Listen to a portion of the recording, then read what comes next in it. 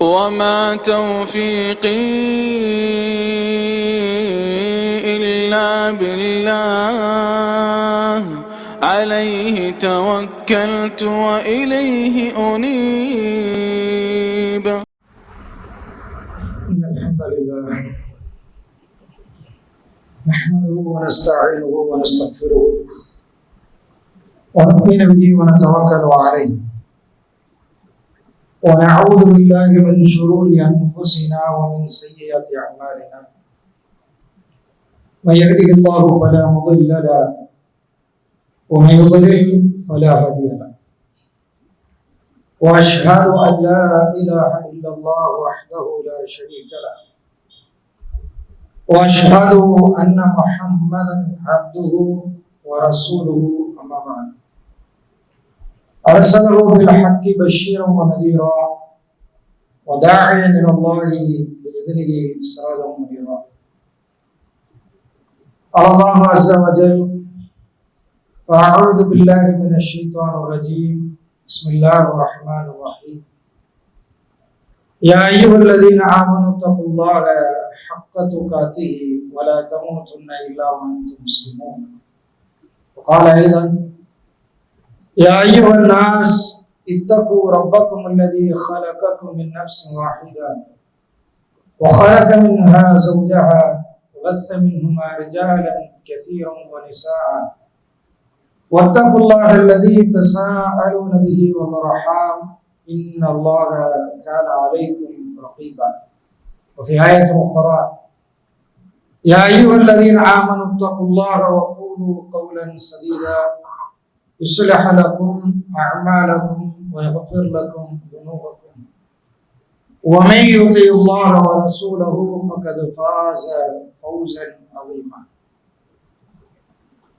هو الذي أرسل رسوله بالهدى ودين الحق ليظهره على الدين كله ولو كره المشركون.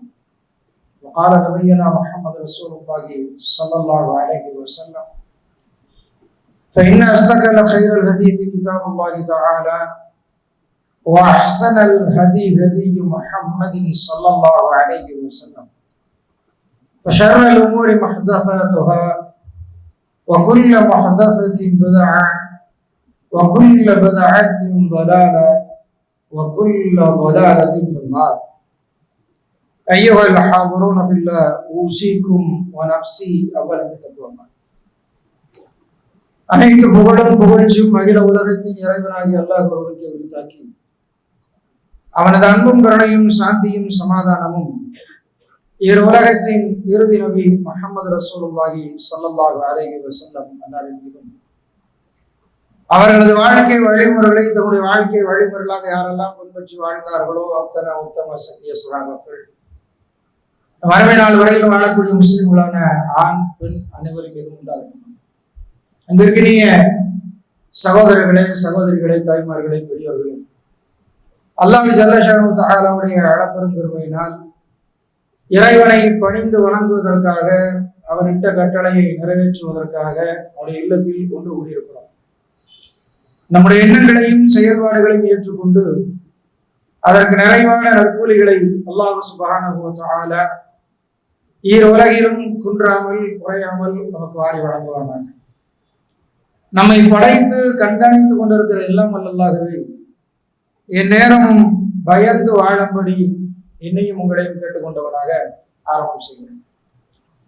அல்லாஹ் சுப்ஹானஹு வ தஆலா இந்த பூ உலகில் மனித சமூகத்தை படைத்து அவர்கள் வாழ்வதற்கான வாழ்க்கை நெறியாக கொள்கை திட்டமாக அல்லாஹ் இந்த இஸ்லாமை நமக்கு வழங்கி இருக்கிறார். இஸ்லாம் ஒரு மனிதனுடைய இம்மை மற்றும் மறுமை வாழ்க்கைக்கான அத்தனை நன்மைகளையும் உள்ளடக்கிய மார்க்கம். இந்த உலகத்திலும் சரி மறுமையிலும் சரி நீங்கள் சுபிட்சமாக வாழ வேண்டும் என்றால் அதற்கு ஒரே வழி இஸ்லாம் ஒன்றுதான். அதற்கு வேற எந்த மாற்று கொள்கையும் மாற்று கருத்தும் கிடையாது என்பது இறைவனுடைய வசனம், இறை தூதருடைய முன் அறிவிப்பு. இஸ்லாத்தில் ஈமானிற்கு அல்லாஹ் சுப்ஹானஹு வ தஆலா எந்த அளவிற்கு முக்கியத்துவம் கொடுக்கிறானோ அதே போல இன்ன பிற விஷயங்களுக்கும் அல்லாஹ் சுப்ஹானஹு வ தஆலா முக்கியத்துவங்களையும் சிறப்புகளையும் வழங்குகிறார். மனித படைப்பை பற்றி அல்லாஹ் சுப்ஹானஹு வ தஆலா திருமறை குர்ஆனில் சொல்லும் பொழுது லகத் ஹலக்னல் இன்சான ஃபீ அஹ்ஸனி தக்வீம் என்று அல்லாஹ் சொல்கிறார். மனிதனை நாம் அழகிய அமைப்பில் படைத்திருக்கிறோம் என்று அல்லாஹ் சொல்கிறார். அழகிய அமைப்பில் படைத்திருக்கிறோம் என்றால் என்ன அர்த்தம்? 2 கை, 2 கால், ஒரு தலை, கண்ணு, காது, மூக்கு, கொஞ்சம் வெள்ளை நிறம், இதுவா? இதுக்கு பேர் அழகிய அமைப்பா? இதுதான் அழகிய அமைப்பு என்றால் இது இல்லாத மனிதர்களும் இருக்கிறார்கள். மனிதர்களில் சிலருக்கு அல்லாஹ் உறுப்புகளை முழுமையாக வழங்கவில்லை. சிலருக்கு உடல் ஆற்றல்களை அல்லாஹ் முழுமையாக வழங்கவில்லை. சிலருக்கு அல்லாஹ் அதில் ஒரு சோதனையை வைத்திருக்கிறார். இப்ப மனிதனை அழகிய தோற்றத்தில் படைத்திருக்கிறோம் என்பது வெளி உருவத்தை பொறுத்ததல்ல, வெளி தோற்றத்தை பொறுத்ததல்ல. வெளி தோற்றத்திற்கு இஸ்லாம் எந்த வகையிலும் முக்கியத்துவம் கொடுக்காது. நீங்கள் எவ்வளவு அழகாக இருந்தாலும், எவ்வளவு நீளமாக தாடி வைத்துக் கொண்டாலும், எவ்வளவு பெரிய காய்ப்பு நீங்கள் நெற்றியில் வாங்கி கொண்டாலும், எவ்வளவு வெண்மையான ஆடையை நீங்கள் அணிந்து கொண்டாலும், எந்நேரமும் நீங்கள் காமா காமா என்று மணந்து கொண்டிருந்தாலும் அல்லாஹ்வுக்கு அது தேவையில்லை. அல்லாஹ் அதை பார்ப்பதில்லை. அல்லாஹ்வுடைய தூதர் ஸல்லல்லாஹு அலைஹி வஸல்லம் அவர்கள் சொல்லித் தருகிற செய்தி, இன்னமா புஇஸ்து லிஉத்திம்மம ஸாலிஹல் அமால். நான் நபியாக அனுப்பப்பட்டதெல்லாம் ஸாலிஹல் அமால், நற்குணங்கள் முழுமை பெற வேண்டும் என்பதற்காக. நல்ல குணம், நற்பண்புகள், நல்ல குணங்கள் முழுமைப்படுத்தப்பட வேண்டும் என்பதற்காகத்தான் நான் அனுப்பப்பட்டிருக்கிறேன் அப்படின்னு அல்லாஹ்வுடைய தூதர் சொல்கிறார். இப்ப நல்ல குணம் என்பது ஒரு மனிதன்கிட்ட இருக்க வேண்டியது மிக அவசியமானது. நல்ல பண்பு, நல்ல ஆள். நம்ம கூட சொல்லுவோம், ஆள் பார்க்கறதுக்கு தான் ஒரு மாதிரி இருப்பாரு, ஆனா குழந்தை மனசுக்காரு. ஆள் பார்க்கறதுக்கு ஒரு மாதிரி டெரரா இருப்பாரு, ஆனா பேசுனீங்கன்னா குழந்தை மனசுக்காரு. அவரு பார்க்கறதுக்கு தான் அப்படி ஒரு மாதிரி கருப்பா அல்லது விகாரமா இருப்பாரு. இப்ப நாமளே என்ன செய்வோம்? உருவத்துக்கு ஒரு மதிப்பு கொடுக்கிறோம், குணத்திற்கு ஒரு மதிப்பு கொடுப்போம். உருவம் என்னதான் இருந்தாலும் மாப்பிள்ளை கொஞ்சம் கருப்பு தான், ஆனா அவரை பத்தி எல்லாரும் நல்லதா தான் சொல்றாங்க அப்படின்னு. கொஞ்சம் கலர் கம்மி தான், ஆனா பையன், நல்ல வேலை பார்க்கிறாரு, நல்ல தொலை போறாரா. அப்ப உருவத்திற்கு நாம 2வது இடம் தான் கொடுக்கிறோம், குணத்துக்கு தான் முதல் இடம் கொடுக்கிறோம். இப்ப அல்லாஹும் அதைத்தான் சொல்லுகிறான், அல்லாஹ்வுடைய தூதரும் அதைத்தான் சொல்லுகிறார்கள். குணம், நல்ல குணம் என்பது ஒரு மனிதனுக்கு மிக மிக முக்கியமானது. அந்த நல்ல குணத்தை தான் அல்லாஹ்வும் திருமறை குர்ஆனில் சொல்லுகிறான், தூதரை பார்த்து சொல்லுகிறான், லக்கது கான லக்கும் ஃபீ ரசூலில்லாஹி உஸ்வத்துன் ஹஸனா. இந்த தூதரிடத்தில் உங்களுக்கு அழகிய முன்மாதிரி இருக்கிறது என்று சொல்லுகிறான். யாருக்கு? லிமன் கான யர்ஜுல்லாஹ வல் யௌமல் ஆகிர வ ذكرல்லாஹ கஸீரா. யார் அல்லாஹ்வையும் மறுமை நாளையும் ஆதரவு வைத்து அல்லாஹ்வை அதிகமாக யார் நினைவு கூறுகிறார்களோ அவர்களுக்கு இந்த தூதரிடத்தில் நல்ல ஒரு அழகிய முன்மாதிரி இருக்கிறதுன்னு அல்லாஹ் சொல்கிறார். இந்த உலகத்தில் வாழ்ந்த தலைவர்களிலேயே, இதுவரைக்கும் வாழ்ந்து முடித்த தலைவர்களில், அல்லது இப்பொழுது வாழ்ந்து கொண்டிருக்கிற தலைவர்களில், அல்லது இனி வரப்போகிற தலைவர்களில், நான் உங்களுக்கு முன்னால் வாழ்ந்து காட்டிய வாழ்க்கையை நீங்கள் அப்படியே வாழ்ந்தால் சொர்க்கம் போகலாம் என்று சொல்கிற தகுதியும் தைரியமும் இந்த உலகில் ஒரு தலைவருக்கு இருந்ததென்றால் அவர்தான் முஹம்மது ரசூலுல்லாஹி ஸல்லல்லாஹு அலைஹி வஸல்லம். வேற யாருக்கும் அந்த தகுதி கிடையாது, யாராலையும் சொல்ல முடியாது. நான் உங்களிடத்தில் வாழ்ந்து காட்டிய வாழ்க்கையை நீங்கள் அப்படியே பின்பற்றி வாழ்ந்தால் நீங்கள் சொர்க்கம் போகலாம் அப்படின்னு எந்த தலைவராவது இன்னைக்கு சொல்ல முடியுமா? தொண்டர்கள் சொல்லுவாங்க, ஆர்வ மிகுதியில, ஆர்வ கோளாறுல சொல்லுவாங்க, விடிவெள்ளியே விடியலே அப்படின்னு. இவன் ஆர்வ கோளாறுல ஏதாவது உளருவான். அவர்களுக்கு அந்த தைரியம் இருக்கிறதா, அந்த தகுதி இருக்கிறதா? அல்லது இவனே போதை தெளிஞ்சதுக்கு அப்புறம் அவங்ககிட்ட போய் நீ சொன்னது சரியானு கேட்டா இல்லைன்னு தான் அவன் சொல்லுவான். அவ்வளவுதான் இப்போ உள்ள தலைவர்களுக்கான மதிப்பு. ஆனால் அல்லாஹ்வுடைய தூதருடைய மதிப்பு அப்படி அல்ல.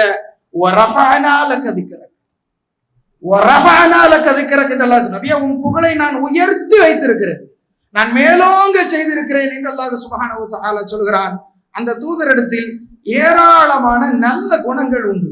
அந்த குணங்களில் மிக முக்கியமான, மூமின்களிடத்தில் அவசியம் இருக்க வேண்டிய ஒரு குணம் என்னவென்று கேட்டால் வெட்கம். வெட்க உணர்வு ஒரு முஸ்லிம்கிட்ட கண்டிப்பாக இருந்தாகும். ஒரு அன்சாரி நபி தோழர் தன்னுடைய சக தோழருக்கு உபதேசம் செய்து கொண்டிருக்கிறார். என்னன்னு, அவர் அதிகமாக வெட்கப்படக்கூடியவர். அந்த நபி தோழர் அதிகமாக வெட்கப்படுகிறார். அப்படி வெட்கப்படுவதால் அவருக்கு சில நன்மைகள் கிடைக்காமல் போய்விடுகிறது. ஆனா இவர் என்ன சொல்றாருன்னா, அப்படியெல்லாம் ரொம்ப கூச்சப்படாதீங்க, ரொம்ப என்ன ஆம்பளையா இருந்துட்டு என்ன இப்படி ஏதோ ஒண்ணு அவர் உபதேசம் செய்து கொண்டிருக்கிறார். அல்லாஹ்வுடைய தூதர் அதை கடந்து செல்கிறார்கள். அப்படி கடந்து செல்லும் பொழுது உபதேசம் செய்து கொண்டிருந்த நபரை பார்த்து சொல்கிறார்கள், அவரை தடுக்காதீங்க, விட்டுருங்க அப்படின்ட்டார். யாரு வெட்கப்படாதேன்னு இவர் உபதேசம் செய்யறாரு இல்லையா, இவரை பார்த்து சொல்றாங்க, அவரை தடுக்காதீங்க, விட்டுருங்க. ஏனென்றால் வெட்கம் என்பது ஈமானுடைய அம்சங்களில் கிளைகளில் ஒண்ணுன்னு அல்லாஹ்வுடைய தூதர் சொல்றாங்க. அல் ஹயாவு ஷுஅபத்து மினல் ஈமான். ஹயா வெட்கம் என்பது ஒரு மனிதனுடைய ஈமானில் ஒரு கிளை என்று அல்லாஹ்வுடைய தூதர் சொல்கிறார்கள். என்றால் நம் ஈமானோடு ஒன்றர கலந்தது வெட்கம். இந்த வெட்க உணர்வு எல்லா நிலைகளிலும் எல்லா இடங்களிலும் இருந்தாக வேண்டியது அவசியம். அதற்கான ஒரு சில உதாரணங்களை பார்ப்போம். அல்லாஹ்வுடைய தூதர் ஸல்லல்லாஹு அலைஹி வஸல்லம் சொல்கிறார்கள், ஒரு கவளம் உணவிற்காகவோ அல்லது ஓர் இரு பேரிச்சம் பழங்களுக்காகவோ மக்களிடம் அலைகிறானே, அவன் ஏழை கிடையாது. ஏழை என்பவன் ஒரு கவளம் உணவிற்காகவோ ஒன்று இரண்டு பேரிச்சம்பழங்களுக்காகவோ மக்களிடத்தில் அலைபவன் ஏழை கிடையாது. ஏழை என்றால் யார் தெரியுமா? அவன் தன் தேவையை பூர்த்தி செய்து கொள்ள பிறரிடம் கேட்பதற்கு வெட்கப்பட்டு தன்மானத்தோடு நடந்து கொள்வான் அப்படிங்கிறான். அவன்கிட்ட இல்ல, அவன்கிட்ட உணவு இல்லை, அவன்கிட்ட செலவழிக்கிறதுக்கு காசு இல்லை, அவன் பட்டினியா தான் கிடக்கிறான். அடுத்தவங்கிட்ட கேட்டா தான் அவன் வயிறு நிறையும். ஆனாலும் பிறரிடம் யாசகம் கேட்காமல் கையேந்தாமல் எவன் தன்மானத்தோடு வாழ்கிறானோ அவன் தான் ஏழை. தன்மானத்திற்கு இஸ்லாம் முக்கியம் கொடுக்குது. சுய கௌரவம், சுய ஒழுக்கம், சுய மரியாதை யாருக்காகவும் எங்கேயும் விட்டு கொடுக்க கூடாது. யாருக்காகவும் நம் சுய மரியாதையோ நம் சுய கௌரவத்தையோ நாம இருக்கிற இடம் அது பெருமையின் வெளிப்பாடு அல்ல, பெருமைக்காக அல்ல. என் இடம் இது, என் இடம் இது, எனக்கு இறைவன் போட்டிருக்கிற கட்டளை இது, எனக்கு இறை தூதர் வகுத்து தந்திருக்கிற எல்லை இது, நான் இப்படித்தான் இருப்பேன். அப்படி சுய மரியாதையும் சுய கௌரவத்தையும் தன்மானத்தையும் ஒரு முஸ்லிம் பாதுகாக்க வேண்டும். அதை எங்கேயும் யாருக்காகவும் எதற்காகவும் விட்டு கொடுக்க கூடாது. இந்த உலகில் கிடைக்கிற சின்ன சின்ன அற்ப இன்பங்களுக்காக, இந்த உலகில் கிடைக்கிற காசு பணத்திற்காகவோ அல்லது பட்டம் பதவிகளுக்காகவோ புகழ்ச்சியான வார்த்தைகளுக்காகவோ அல்லது சமூகத்தில் கிடைக்கிற அந்தஸ்துக்காகவோ அல்லது ஒரு சில நிமிடங்கள் நம்மோடு இருக்கிற உடல் இச்சைக்காகவோ எக்காரணம் கொண்டும் சுய கௌரவத்தை ஒரு முஸ்லிம் இழக்கக்கூடாது. ஏன்? கெட்டவன் பேர் எடுக்கிறது ரொம்ப லேஸ். கெட்டவன் பேர் எடுக்கிறது ஒரு விரல் சுன்ற நேரத்தில் எடுத்துடலாம். சார் அவனை என்னமோ நினைச்சிருந்த, சி இப்படியா, ஒரு நிமிஷத்துல ஒரு நாள்ல ஒரு பேர் வாங்கிடலாம். நான் நல்லவன் பேர் எடுக்கணும்னா நீங்க ஆயுசு பூரா உழைக்கணும்.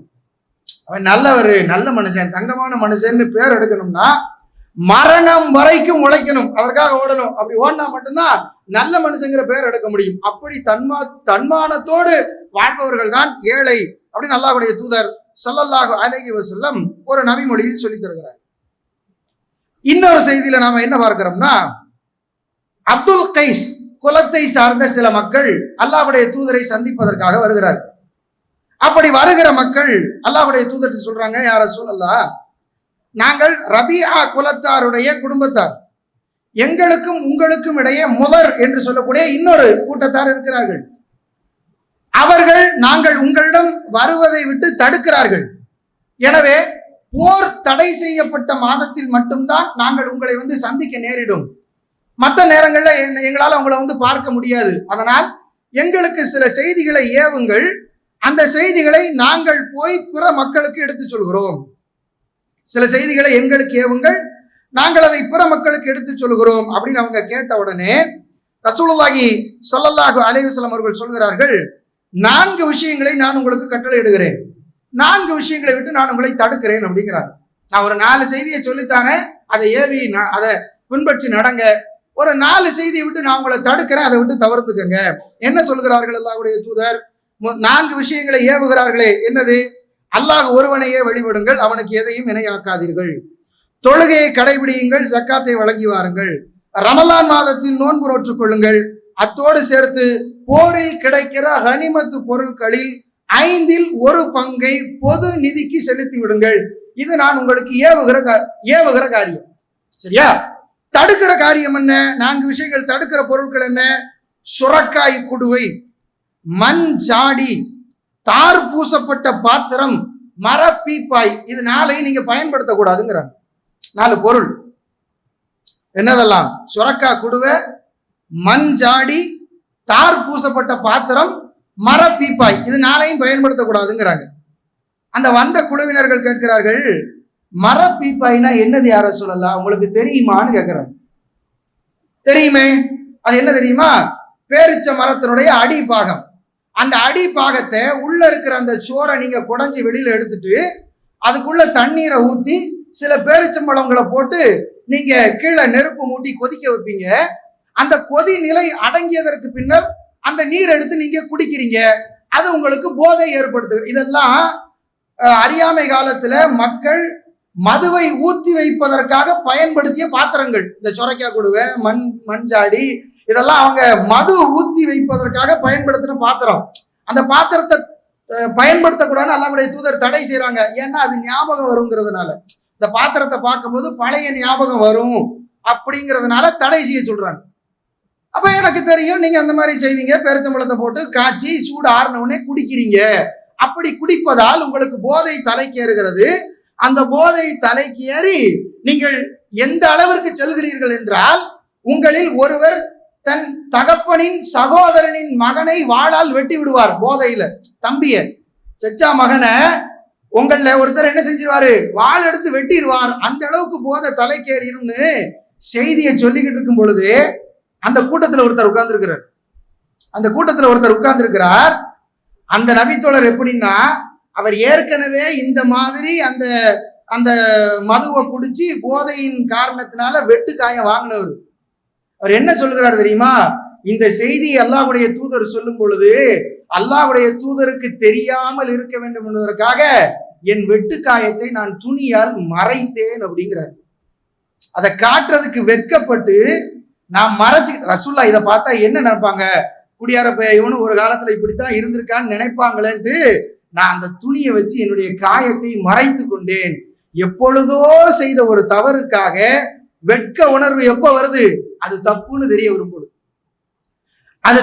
தெரிய வரும் பொழுது வெட்க உணர்வு வருகிறது என்றால் அது ஒரு முஸ்லிமுடைய பண்பு. இன்னொரு உதாரணத்தை பாருங்கள். ஹைபர் போர் தினத்தினப்போ எங்களை நோக்கி ஒரு தோல் பை வீசப்பட்டது. அப்துல்லா இப்னு முகப்பல் ரலியல்லாஹு அறிவிக்கிறார்கள், ஒரு தோல் பை எங்களை நோக்கி வீசப்பட்டது. அதை எடுப்பதற்காக நான் குதித்து ஓடினேன். போர்ல கிடைக்கிற பொருள் இல்லையா எடுக்கிறவர்கள்.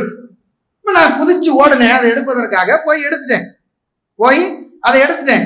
எடுத்துட்டு திரும்பி பார்த்தா பின்னால ரசூல் ஸல்லல்லாஹு அலைஹி வஸல்லம் என்னை பார்த்துக்கிட்டே இருந்தாங்க. எனக்கு வெக்கமாயிருச்சு. ஒரு தோல் பைக்காக இந்த அளவு நாம இறங்கி நடந்துட்டோமே, இது ஒரு பெரிய விஷயமா? ஒரு தோல் பை இல்ல, இது இல்லாம நம்மளால என்ன வாழவா முடியாது? ரசூலுல்லாஹ் நம்மள இப்படி ஒரு பையக்காக அலையிறானேன்னு ரசூலுல்லாஹ் நம்மளை நினைச்சிருவாங்களேன்ட்டு நான் என்ன செஞ்சேன், வெட்கப்பட்டேன் அப்படின்னு அவர் சொல்றார். ஒவ்வொரு பாருங்க, அப்ப ஏழையாக இருப்பதற்கு, பிறர் நம் யாசகம் கேட்பதற்கு வெட்கப்பட்டிருக்கிறார்கள். கனிமத்து பொருட்களை எடுப்பதில் அங்கலாய்த்து ஓடினால் அதை யாராவது பார்த்து விடுவார்களோ என்று வெட்கப்பட்டிருக்கிறார்கள். மார்க்க சட்ட திட்டங்களை கேட்பதற்கே வெட்கப்பட்டிருக்கிறார்கள். ஒரு பெண்மணி வருகிறார், அந்த அல்லாஹ்வுடைய தூதரத்தில் கேட்கிறார், யார ரசூலல்லாஹ், நான் மாதவிடாய் காலத்தில் என்ன செய்து கொள்வதுன்னு கேட்கிறார். இப்ப அல்லாஹ்வுடைய தூதர், அது சுத்தமாகிற வரைக்கும் நீ தொழுகையிலிருந்து விலகி கொள்ளலாம், அதை இன்னென்ன வகையில் சுத்தப்படுத்து அப்படின்னு சுத்தப்படுத்துவதற்கான வழிமுறையை சொல்லி கொடுக்குறாங்க. அந்த பெண்மணி திரும்பவும் கேட்கிறார், நான் எப்படி சுத்தப்படுத்துறது அப்படின்னு. ரசூலுல்லாஹ்வுக்கு அதுக்கு மேல அது சம்பந்தமா பேசுறதுக்கு முடியல. ஆயிஷா ரலியல்லாஹு அன்ஹா அவர்கள் சொல்லுகிறார்கள், அந்த பெண் அப்படி கேட்ட உடனேயே அந்த பெண் கையை பிடிச்சு நான் இழுத்துக்கிட்டு வந்து ரசூல் ஸல்லல்லாஹு அலைஹி வஸல்லம் என்ன சொல்ல ஆசைப்பட்டார்களோ அதை நான் சொல்லிட்டேன். இந்த மாதிரி துணியை வச்சு நீ தொடச்சிக்க நான் சொல்லிட்டேன். அல்லாஹ்வுடைய தூதர் அவர் அந்த பெண் கேட்ட கேள்விக்கு பதில் சொல்ல முடியாமல் தலையை திருப்பி கொண்டார்கள் வெட்கப்பட்டு. வெட்கப்பட்டு என்ன செஞ்சிட்டாங்க? தலையை திருப்பி கொண்டார்கள் அப்படிங்கிறதை நாம என்ன செய்யறோம்? ஹதீஸ்ல பார்க்கிறோம். இன்னும் சொல்லிக்கிட்டே போகலாம். அல்லாஹ்வுடைய தூதர் வெட்கப்பட்டதுக்கு நீங்க உதாரணம் எடுத்தீங்கன்னா ஹதீஸ்கள்ல ஏராளமான செய்திகள் போய்கிட்டே இருக்கும். ஒரு கன்னி பெண், திரை மறைவில் இருக்கிற கன்னி பெண் எந்த அளவிற்கு வெட்கப்படுவாளோ அதை விட அதிகமாக அல்லாஹ்வுடைய தூதர் ஸல்லல்லாஹு அலைஹி வஸல்லம் அவர்கள் வெட்கப்படுவார்கள் அப்படிங்கிற செய்தியை நம்ம என்ன செய்யறோம்? பார்க்கிறோம். அல்லாஹ் திருமறை குர்ஆனில் கூறி தருகிறான். 33வது அத்தியாயம் 32வது வசனம், யா நிசா அன்-நபி யா நிசா அன்-நபி லஸ்துன்ன கஅஹதி மினன் நிசாஇ இன் இத்தகைதுன்ன ஃபலா தഖலஅன பில் கவுல். நபிமார்களின் மனைவியை பார்த்து அல்லாஹ் சொல்லுகிற செய்தி, நபியின் பெண்மக்களே, நபியின் மனைவிமார்களே, நீங்கள் மற்ற பெண்களை போல கிடையாது, நீங்க மற்ற பெண்களை மாதிரி கிடையாது. நீங்க என்ன செய்யக்கூடாது? நீங்கள் அல்லாஹ்வை அஞ்சக்கூடிய பெண்களாக இருந்தால் ஃபலா தഖலஅன பில் கவுல், குலைந்து குலைந்து பேசாதீர்கள், பேச்சில் நளினம் காட்டாதீர்கள் அப்படின்னு அல்லாஹ் சொல்கிறான். யாருக்கு? நபிமாருடைய மனைவிகளுக்கு. நீ பேச்சில நளினம் காட்டாத. ஏன்? எவனுடைய உள்ளத்தில் நோய் இருக்கிறதோ அவன் ஆசை கொள்வான் உன் பேச்சின் மீது. உன் பேச்சின் மீது அவன் ஆசை கொள்வான். அத்தா இருக்காங்களா? இல்ல அத்தா இல்ல, வெளியில போயிருக்காங்க. அப்படியா? நீ பொண்ணா ரெண்டாவது மவளா? நான் ரெண்டாவது மவா. அப்படியா? வாப்பா மாதிரியே இருக்க முகம் அப்படின்ட்டு அப்படியே பேச்ச ஆரம்பிக்கும். அதெல்லாம் இங்க தேவையில்லை. அத்தா இல்ல, போயிட்டு வெளியில வா, அவ்வளவுதான். போயிட்டு அப்புறமா வா, அதோட முடிச்சிடணும். அதை தாண்டி பேசக்கூடாது. அப்படி பேசுறதுக்கு மார்க்க அனுமதிக்கல. ஏன்? நீ குலைந்து குலைந்து பேசணும்னா எவன் உள்ளத்தில் நோய் இருக்கிறதோ அவன் ஆசை கொள்வான். என்ன தேவை, இந்த இடத்துக்கு என்ன பேசணும், அதை மட்டும்தான் பேசணும். அதை தாண்டி ஒரு வார்த்தை மேல கீழே பேசக்கூடாது. அஜ்னபி மஹரமி உறவை பேணுவதற்கு இஸ்லாம் இந்த அளவுக்கு முக்கியத்துவம் கொடுக்கிறது. யார்கிட்ட ஹிஜாபோட இருக்கணும், யார்கிட்ட ஹிஜாப் இல்லாம இருக்கணும், யார்கிட்ட பேசணும், யார்கிட்ட பேசக்கூடாது, யாரு வீட்டுல ஹால் வரைக்கும் போகலாம், யாரு வீட்டுல கிச்சன் வரைக்கும் போகலாம், யாரு வீட்டுல பெட்ரூம் வரைக்கும் போகலாம், யாரு வீட்டுல அவங்கள்ட்ட அனுமதி இல்லாம சாப்பிடலாம், யாரு வீட்டுல இரவுல தங்கலாம், யாரோட பைக்ல போகணும், யாரோட பைக்ல போகக்கூடாது என்பதை எல்லாம் இஸ்லாம் தெள்ள தெளிவாக நமக்கு பட்டியலிட்டு சொல்லி இருக்கிறது. இன்னென்ன நபர்கள் திருமணம் முடிப்பதற்கு ஆகமாக்கப்பட்டவர்கள், இன்னென்ன நபர்கள் திருமணம் முடிப்பதற்கு ஹராமாக்கப்பட்டவர்கள், யாரெல்லாம் ஹராமாக்கப்பட்டிருக்கிறார்களோ அவர்களோடு தனிமையாக இருப்பதும் ஹராம், அவர்களோடு பயணம் செய்வதும் ஹராம், அவர்களோடு ஒன்றாக இருப்பது ஹராம் என்று இஸ்லாமிய மார்க்கம் நமக்கு வெட்க உணர்வை சொல்லி தருகிறது. யோசித்து பாருங்கள். இன்றைக்கு பிள்ளைகளுக்கு நாம் சொல்லிக் கொடுக்கிற வெட்க உணர்வுகள் எந்த அளவுக்கு இருக்கிறதுன்னு யோசிச்சு பாருங்க. பிள்ளைகளுக்கு எதையெல்லாமோ சொல்லிக் கொடுக்குறோம், நிறைய செய்திகளை சொல்லிக் கொடுக்குறோம். சலாம் சொல்லு, கை கொடு அப்படின்னு பிள்ளைகளுக்கு சொல்லிக் கொடுக்குறோம். ஒரு ஆடு வளர்த்தா புள்ள கையில புல்ல கொடுத்து ஆட்டுல கொண்டு போய் கொடு அப்படிங்கிறோம். யாராவது யாசகம் கேட்டு வந்தாங்கன்னா புள்ள கையில காசை கொடுத்து அந்த யாசகத்தை கொண்டு போய் அவர்கிட்ட கொடுமா அப்படின்னு குழந்தைகளுக்கு இந்த நல்ல செய்திகள் எல்லாம் சொல்லி கொடுக்குறோம்ல.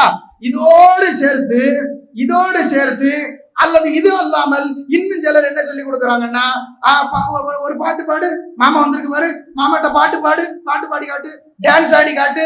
அது என்ன செய்யும் புள்ள? அதுக்கு என்ன தெரியும்? அந்த பிள்ளைக்கு என்ன தெரியும்?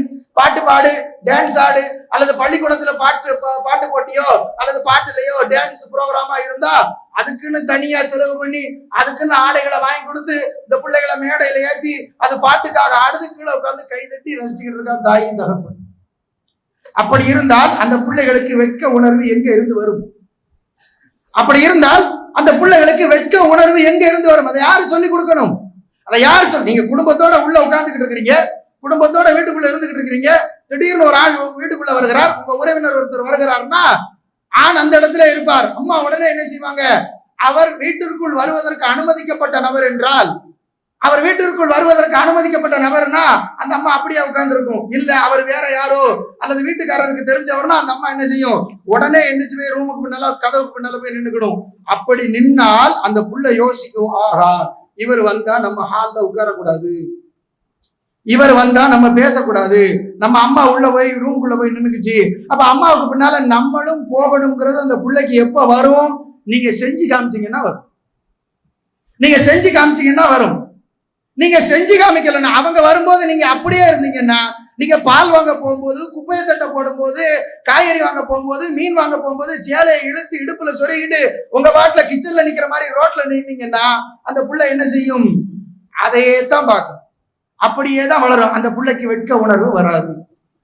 அந்த பிள்ளைக்கு வெட்க உணர்வு வராது. அந்த உணர்வை யாரு சொல்லி கொடுத்து வளர்க்கிறது? பெற்றெடுத்த தாயும் தகப்பனும் தான் சொல்லி கொடுத்து வளர்க்கணும். ஒரு ஒரு குழந்தையினுடைய குணம் இருக்கு இல்லையா, கேரக்டர், அந்த குணத்தை 2 விஷயம் தீர்மானிக்கும். ஒரு குழந்தையினுடைய குணத்தை 2 விஷயம் தீர்மானிக்கும்.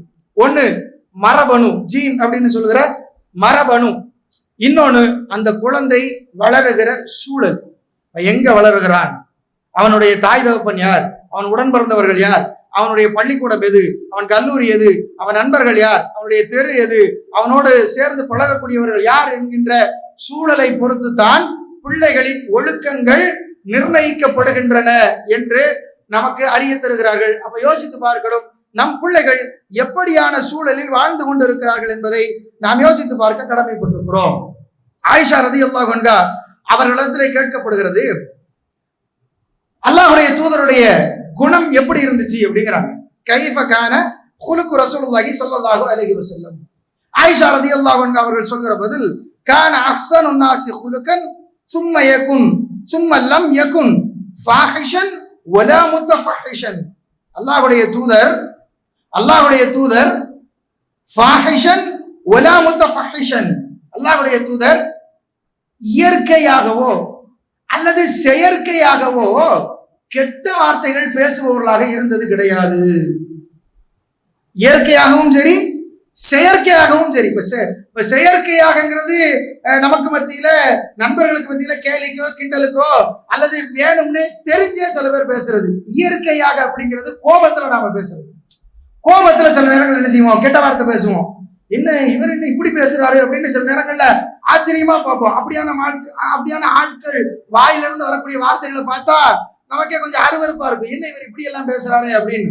அல்லாஹ்வுடைய தூதர் இயற்கையாகவும் சரி செயற்கையாகவும் சரி அவர்கள் கெட்ட வார்த்தைகளை பேசக்கூடியவர்களாக இருந்ததில்லை. அல்லாஹ்வுடைய தூதர் கடை தெருவில் நின்று கூச்சல் போடக்கூடியவர்களாக இருந்ததில்லை. அல்லாஹ்வுடைய தூதர் ஒருவர் ஒரு தீமை செய்தால் அந்த தீமைக்கு பகரமாக நன்மையைத்தான் செய்வார்களே ஒழிய தீமையை செய்ய மாட்டார்கள். அல்லாஹ்வுடைய தூதர் இரட்டை அர்த்தம் உள்ள பேச்சுக்களை பேச மாட்டார்கள். 2 அர்த்தம் உள்ள பேச்சுக்களை அல்லாஹ்வுடைய தூதர் என்ன செய்ய மாட்டாங்க, பேச மாட்டாங்கன்னு அறிவிக்கிறாங்க. யோசித்து பாருங்கள், இரட்டை அர்த்த பேச்சு, டபுள் மீனிங்னு சொல்றோமே, இரட்டை அர்த்த பேச்சு நண்பர்களுக்கு மத்தியிலையும் எங்க அதிகமா நடக்கும், நண்பர்களுக்கு மத்தியிலையும் இந்த மைனி குழந்தை மச்சான் குழந்தையா இந்த உறவுக்குள்ள நிறைய நடக்கும். மைனி குழந்தனும் அல்லது மச்சானும் குழந்தையாவும் என்ன இப்படி பேசுறாங்கன்னு கேட்டா, பிற மைனிட்ட அப்படி பேசாம எப்படி பேசுறது, இப்படி பேசணும் உனக்கு யார் சொல்லி கொடுத்தா? மைனிட்ட இரட்டை அர்த்தத்தோடு பேசணும்னு யார் சொல்லி கொடுத்தா? மைனியை குறிச்சோ குழந்தனை குறிச்சோ ரசூலுல்லாஹி ஸல்லல்லாஹு அலைஹி வஸல்லம் சொன்ன வார்த்தை என்ன? மைனியை குறித்து குழந்தனை குறித்து ரசூல் ஸல்லல்லாஹு அலைஹி வஸல்லம் சொன்ன வார்த்தை என்ன? ஈயாக்கும் துஹூல் அலன் நிசா, ஈயாக்கும் துஹூல் அலன் நிசா, அந்நிய பெண்கள் இருக்கும் இடத்திற்கு நீங்கள் போவதை விட்டு நான் உங்களை எச்சரிக்கிறேன். நீ போவே கூடாது. அவள் உனக்கு திருமணம் முடிக்க ஆகமாக்கப்பட்டவள்னா நீ தனியா அவளோட இருக்கக்கூடாது, அந்த இடத்துக்கு நீ போகக்கூடாது. சகாபாக்கள் கேட்கிறாங்க, ஃபகால ரஜுலுன் மினல் அன்சாரி, அன்சாரி குலத்தை சார்ந்த ஒருத்தர் கேட்டார், யா ரசூலல்லாஹ் அஃபரஐத்தல் ஹம்வ, அஃபரஐத்தல் ஹம்வ, கணவனின் சகோதரனை குறித்து என்ன நினைக்கிறீர்கள் அப்படிங்கிறார். ஹமுனா யாரு? குழந்தை. கணவனின் சகோதரனை குறித்து என்ன நினைக்கிறீர்கள்? அல் ஹமு வஹுவல் மவுத், சகோதரனா குழந்தனா, வஹுவல் மவுத் அவன் மரணம் அப்படின்ட்டாங்க. மச்சானும் குழந்தனும் யாரு? அவன் மரணம். அவன்கிட்ட நீ பேசக்கூடாது, அவனோட நீ தனியாக இருக்கக்கூடாது. அவன் இருக்கிற வீட்டில் அவள் இருக்கிற வீட்டில் நீங்கள் 2 பேர் மட்டும் தனியாக இருப்பதற்கு அனுமதி கிடையாது. அல்லாஹ்வுடைய தூதர் சொல்லி தருகிற செய்தி. அந்த வெட்க உணர்வு இன்றைக்கு எவ்வளவு இருக்கிறது யோசிச்சு பாருங்க. நீங்க எங்க இருக்கிறது? ஒரு கல்யாண வீடுன்னா, ஒரு நல்ல வீடுன்னா, ஒரு மவுத்து வீடுன்னா, மவுத்தை அடக்கிட்டு வந்து விடிய விடிய உட்காந்து சீட்டில் வந்துக்கிட்டு இருக்கும். மவுத்தை அடக்கிட்டு வந்துட்டு விடிய விடிய உட்காந்து சீட்டில் வந்துக்கிட்டு இருக்காங்க. ஆணும் பெண்ணும் கலந்து சுத்தி உட்காந்து, தகப்பனும் பிள்ளையும் சேர்ந்து, அண்ணனும் தம்பியும் சேர்ந்து, எல்லாம். அது அங்க வயது வித்தியாசம் கிடையாது, அங்க உறவு வித்தியாசம் கிடையாது, அங்க ஆண் பெண் வித்தியாசம்லாம் கிடையாது. சுத்தி உட்காந்து விடிய விடிய 3 மணி 4 மணி வரைக்கும் சீட்டில் நடக்குது. எங்க போச்சு வெட்க உணர்வு? இப்படி இருக்கலாமா? இதற்கு மார்க்கத்தில் அனுமதி இருக்கிறதா? வெட்கம்னா என்னது, பாவம்னா என்னதுன்னு அல்லாஹ்வுடைய தூதரிடத்திலே ஒரு முறை கேட்கப்படுகிறது. யா ரசூலல்லாஹ், பாவம்னா என்ன? இப்ப நம்மள்ட்ட பாவம்னா என்னன்னு என்ன செய்வோம்? நம்ம ஒரு 50-100 விஷயத்தை பட்டியலிடுவோம். அல்லாஹ்வுடைய தூதர் அழகாக சொல்லி தருகிறார்கள். சஅல்து ரசூலுல்லாஹி ஸல்லல்லாஹு அலைஹி வஸல்லம் அனில் பிர்ரி வல் இஸ்ம். யா ரசூலல்லாஹ், நன்மைனா என்ன, பாவம்னா என்ன அப்படின்னு நான் அல்லாஹ்வுடைய தூதர்கிட்ட கேட்டேன். அல் பிர்ரு ஹுஸ்னுல் குலுக். நன்மைனா என்ன தெரியுமா? நல்ல குணம் அப்படின்னாங்க ரசூல் ஸல்லல்லாஹு அலைஹி வஸல்லம். நன்மை என்பது நல்ல குணம். வல் இஸ்ம், இஸ்ம்னா என்ன தெரியுமா? மா ஹாக்க ஃபி ஸத்ரிக, மா ஹாக்க ஃபி ஸத்ரிக, உன் உள்ளத்தை எது உறுத்துகிறதோ அது பாவம். உன் உள்ளத்தை எது உறுத்துதோ அது பாவம். ஒரு பாவத்தை செய்ய நினைக்கும் பொழுது, ஒரு பாவத்தை செய்ய முற்படும் பொழுது உள்ளம் சொல்லும் இது தப்பு அப்படின்னு. ஆனா அறிவு என்ன செய்யும் தெரியுமா? இந்த தப்புக்கு அந்த பரிகாரம் இருக்கு, செஞ்சுக்கிடலாம். இந்த தப்புக்கு அந்த பரிகாரம், குளிச்சா சரியாயிரும், யாரும் இல்லல்ல, 2 ரக்காத் தொழுதா சரியாயிரும், அதான் ஒரு தொழுகைக்கு இன்னொரு தொழுகைக்கு இடையில பாவத்தை மன்னிக்கிறான்னு இருக்குல்ல, அதான் உதவி செஞ்சா எல்லா பாவமும் போயிரும்னு இருக்குல்ல, அதான் குளிச்சா இந்த பாவம் தான் போயிருமேன்று மூளை என்ன செய்யும்? உங்க தப்புக்கு ஐடியா கொடுக்கும். ஆனா உள்ளம் என்ன செய்யும் தெரியுமா? இது தப்பு, இதை செய்யக்கூடாதுன்னு சொல்லும். இதை விட இன்னும் இறங்கி நெத்தி புட்டில் அடிச்ச மாதிரி அல்லாஹ்வுடைய தூதர் சொல்லுகிறார்கள், பாவம்னா என்ன தெரியுமாப்பா? மக்களுடைய பார்வையில படக்கூடாதுன்னு நீ எதை மறைக்கிறியோ அதான் பாவம். நீ செய்யற ஒரு காரியத்தை இன்னொருத்தர் பார்க்க கூடாதுன்னு நீ எதை மறைக்கிறியோ அது பாவம். என்ன அழகான வார்த்தை, என்ன அழகான வார்த்தை. 4 பேருக்கு மத்தியில ஒரு காரியத்தை நீ செய்ய முடியுதுன்னா அது நல்ல காரியம். ஒரே ஒரு ஆள் கூட இந்த காரியத்தை பாத்திரக்கூடாதுன்னு நீ மறைச்சு செஞ்சனா அது பாவம். அப்ப அதுல இருந்து வெட்கப்படு, அந்த வெட்க உணர்வை வளர்த்துக்கன்னு அல்லாஹ்வுடைய தூதர் எவ்வளவு அழகாக நன்மைக்கும் பாவத்திற்கும் நமக்கு வித்தியாசம் சொல்லி தருகிறார்கள். அது அன்பார்ந்த சகோதரர்களே, இஸ்லாம் ஈமான் நம்மில் எந்த அளவிற்கு மேலோங்கி இருக்கிறதோ, ஈமான் நம்மில் எந்த அளவிற்கு அதிகமாக இருக்கிறதோ, அதே போல நல்ல குணங்களை, வெட்க உணர்வுகளை, அது பொருளாதாரத்திலையும் சரி, வியாபாரத்திலையும் சரி, பள்ளியிலையும் சரி, கல்வியிலையும் சரி, பொது சமூகத்திலையும் சரி, பொது மக்கள்கிட்டையும் சரி, பார்க்கிற வேலையிலையும் சரி, இருக்கிற பதவியிலையும் சரி, அந்தஸ்திலையும் சரி, இந்த வெட்க உணர்வை எக்காரணம் கொண்டும் தவற விட்டு கூடாது. வாழ்கிற காலம் முழுக்க அந்த உணர்வை வளர்த்து கொண்டு அதன் மூலமாக இறைவனுக்கு கட்டுப்பட்டு வாழ்கிற நல்ல மக்களாக அல்லாஹ் நம்ம எல்லோரையும் ஆக்கி அருள் புரிவானாக. ரப்பனா ஆத்தினா ஃபித் துன்யா ஹஸனா வ ஃபில் ஆখিরাতি ஹஸனத வ கினா அஸாபன்னார்.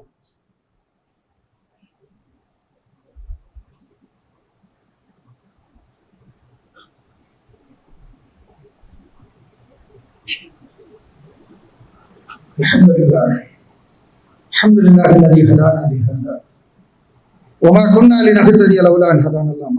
அன்பார்ந்த சகோதரர்களே, சகோதரிகளே, தாய்மார்களே, பெரியவர்களே, இறைவன் மனிதனுக்கு வழங்கியிருக்கிற பண்புகளில், நற்குணங்களில் ஒரு முஸ்லிம் எந்த அளவுக்கு சிறந்து விளங்க வேண்டும் என்பதை திருமறை குர்ஆனுடைய வசனங்களின் மூலமாகவும் திருத்தூதருடைய பொன்மொழிகள் மூலமாகவும் அறிந்திருக்கிறோம். ரசூலுல்லாஹி ஸல்லல்லாஹு அலைஹி வஸல்லம் அவரிடத்திலே கேட்க அல்லாஹ்வுடைய தூதர் சொல்லுகிறார்கள், அதாவது திருமணத்திற்கு ஒப்புதல் வாங்கும் பொழுது ஆண் பெண் 2 பேர்கிட்டையுமே சம்மதம் வாங்கணும் அப்படிங்கிறாங்க. ஆணும் வாயை திறந்து சம்மதம்னு சொல்லணும், பெண்ணும் வாயை திறந்து சம்மதம்னு சொல்லணுங்கிறாங்க. ஆயிஷா ரலியல்லாஹு அன்ஹா கேட்கிறாங்க, யா ரசூலல்லாஹ், ஒரு கன்னி பெண்ணு வெட்கப்படுவாளே, அவ எப்படி பதில் சொல்லுவா? உனக்கு பிடிச்சிருக்கா அப்படின்னு கேட்டா அவ எப்படி சொல்லுவா? அவ வெட்கப்படுவா இல்லையா அப்படின்னு ஆயிஷா ரலியல்லாஹு அன்ஹா கேட்கும் பொழுது அல்லாஹ்வுடைய தூதர் சொல்கிறார்கள், கன்னி பெண்ணின் சம்மதம் என்பது அவளுடைய மௌனம் அப்படிங்கிறாங்க. எவ்வளவு அழகான ஒரு நடைமுறை பாருங்க. கன்னி பெண்ணினுடைய சம்மதம் என்பது அவளுடைய மௌனம். அவள் மௌனமாக இருக்கிறாள் என்றால் அது சம்மதம் என்று அர்த்தம்னு புரிஞ்சிக்க அப்படிங்கிறாங்க. அந்த அளவிற்கு ஒரு நயமாக, ஒரு நாசூக்காக தங்கள் வெட்க உணர்வுகளை வெளிப்படுத்தக்கூடியவர்கள் பெண்கள் அப்படின்னு அல்லாஹ்வுடைய தூதர் சொல்லுகிறார்கள். ஆனால் இன்றைக்கு கொஞ்சம் கூட பயம் இல்லாமல், கொஞ்சம் கூட வெட்க உணர்வு இல்லாமல் திருமணத்திற்கு முன்னால் இப்படியான ஒரு காரியத்தில் ஈடுபட முடிகிறது என்றால் யோசித்து பாருங்கள். இந்த சமூகத்தின் அவல நிலை இது 1 2 நடக்குது, அதை நாம கண்டுக்கிட வேண்டிய அவசியம் இல்லைன்னா சொல்ல முடியாது. அப்படியெல்லாம் சொல்ல முடியாது. அந்த பிள்ளை உங்கள் பிள்ளையோடு பள்ளியில் படிக்கக்கூடியவளாக இருந்தால், உங்கள் பிள்ளையோடு கல்லூரியில் படிக்கக்கூடியவளாக இருந்தால், நம் தெருவில் இருந்தால், நம் உறவினராக இருந்தால், நம் வீட்டை சார்ந்தவளாக இருந்தால் என்ன செய்வீர்கள்? என்ன செய்வோம்? அப்ப இந்த பிள்ளைகளுக்கு சொல்லி கொடுங்க, இந்த பிள்ளைகளுக்கு ஒழுக்கத்தை கற்பிச்சு கொடுங்க.